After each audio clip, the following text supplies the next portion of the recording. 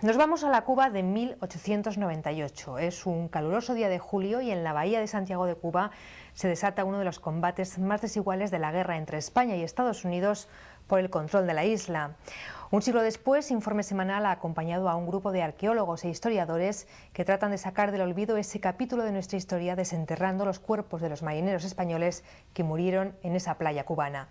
Para tejer este episodio del desastre del 98, Televisión Española se ha ayudado de documentos de la época y ha hablado con descendientes de los que participaron en el combate.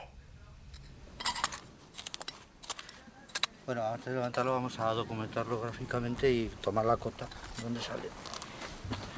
Son huesos que están aislados y revueltos. En caso de que fueran humanos, estaríamos ante los primeros restos de los marinos españoles localizados en estas playas.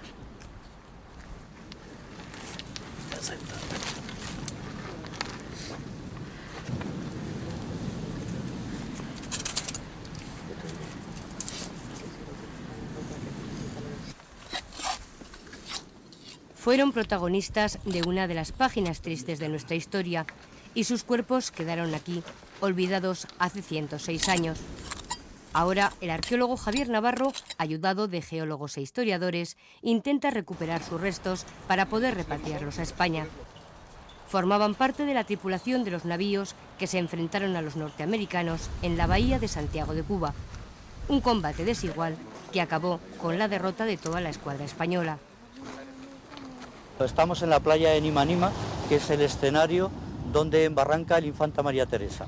Según la documentación gráfica que tenemos, el buque quedó embarrancado en aquella zona allí, muy próximo a la costa. Los tripulantes salieron a esta playa. A bordo del buque quedaron en torno a 26 muertos, pero luego se dan un total de 50 desaparecidos. Las condiciones eran verdaderamente dramáticas, muchos de ellos llegaron desnudos a la playa, algunos muy mal heridos, algunos de ellos fueron abatidos por disparos de las tropas del ejército insurrecto cubano y murieron en estas aguas.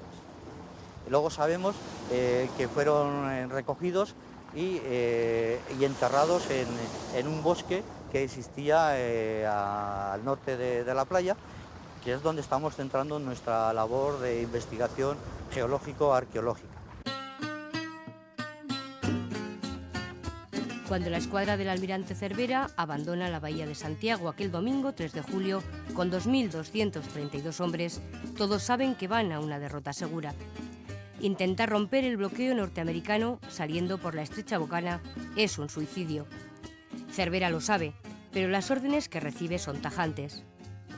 El almirante decide lanzar el María Teresa, su buque insignia, contra el enemigo, con la esperanza de que sus otros navíos se escapen. Ninguno lo consigue. Hay más de 300 muertos y muchos heridos. Los americanos, que han comenzado a utilizar un nuevo invento llamado cinematógrafo para su propaganda de guerra, reproducen así el combate.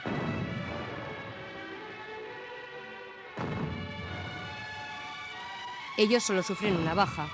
El informe que Cervera envía al ministro de Marina habla de desastre.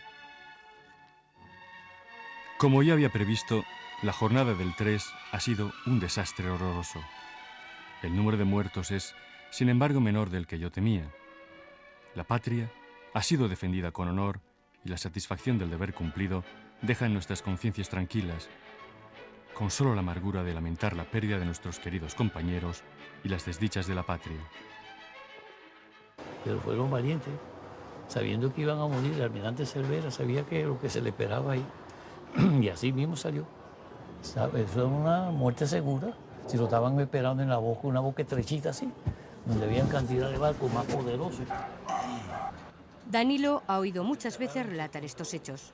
Su padre era teniente de los mambises, las tropas cubanas que luchaban contra España por su independencia. Aquel día fue él quien recibió a Cervera en la playa después de tener que abandonar su barco en llamas. Dice que el almirante se notaba muy fatigado, así. Le pidió agua y un lugar donde sentarse. Y entonces le trajeron un taburete, una silla de cuero esa. Y entonces se sentó el almirante ahí, tomó agua y tuvo un rato ahí, muchísimo rato con los oficiales. Y entonces, en ese transcurso de tiempo llegó una lancha americana de desembarco con varios marinos y oficiales. Y entonces uno de los oficiales se le acercó y le dijo al viejo mío que le entregaran al prisionero. Entonces, de orden del almirante Sanson. Entonces así lo hizo, le entregó el prisionero y se fueron. Cervera llega al barco, al Iowa, con su hijo, Ángel, o sea, almirante y teniente. Ángel Luis Cervera, hijo, nieto y bisnieto de almirantes, hace años que trabaja para recuperar la memoria histórica de aquel drama del 98. Dice que le duele el olvido y la injusticia con que se ha tratado a estos marinos que fueron incluso sometidos a un consejo de guerra. Los culpables de todo lo que ocurrió no fueron los norteamericanos que tenían enfrente. Los verdaderos enemigos de España, en ese momento de la escuadra española, estaban dentro de sus propias filas. Era el gobierno español, que era desacertado y miope, la prensa, que era irresponsable, y una opinión pública que estaba engañada y manipulada y que quería victorias, creyendo que España estaba viviendo en el siglo XV y España ya estaba agonizando. En 1898, España atraviesa una difícil situación política y económica. En los últimos años, los intentos de frenar con mano dura a los independentistas cubanos, hijos de españoles muchos de ellos, han sido un fracaso. Pero los gobiernos y las clases adineradas, con intereses en Cuba, insisten en seguir enviando soldados, reclutas forzosos de clase humilde que en su mayoría mueren víctimas de las enfermedades y la falta de recursos. Ya prácticamente toda América era libre, Cuba pedía su autonomía y nunca el gobierno español lo entendió, y los cubanos, gracias al pensamiento de Martí y de muchos de sus libertadores, se dio cuenta que el único camino posible era la independencia. Muchos españoles estaban conscientes de eso. El propio Cervera, en una carta que hace en febrero del propio año 98, decía que se estaba haciendo una guerra imposible porque ya Cuba de hecho necesitaba o era necesario entregarle su independencia. O sea que aquello era una guerra perdida. Estados Unidos intenta comprar la isla en varias ocasiones. Como no lo consigue, la prensa amarilla norteamericana desata una dura campaña contra los atropellos de los españoles en Cuba. Cuando en febrero de 1898 el Maine estalla accidentalmente en la bahía de La Habana, los norteamericanos no dudan en culpar a los españoles y declararse en guerra.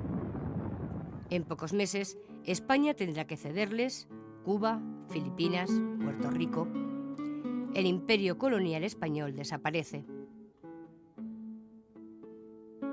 España agoniza en el 98 y precisamente en las ruinas, en las cenizas de ese imperio, surge otro nuevo, que es el nacimiento de los Estados Unidos como un imperio que demostraría su poder, su fuerza y su forma de hacer durante todo el siglo XX. Existió un ejército aliado que fue ejército aliado hasta exactamente en el momento en que se deciden los combates, porque a la capitulación no fueron invitadas las tropas cubanas. A la entrada a Santiago de Cuba no se le permitieron a las tropas cubanas. O sea que evidentemente de inmediato se hizo evidente el distanciamiento, el rechazo y las verdaderas intenciones del gobierno norteamericano. 106 años llevan los navíos españoles hundidos frente a las costas de Santiago, testigos de aquel heroico combate con el que inútilmente los españoles intentaron mantener Cuba bajo dominio español. El Cristóbal Colón, el Furor, el Plutón, el Vizcaya. De Loquendo incluso aún es posible ver su torreta de proa desde la playa de Juan González.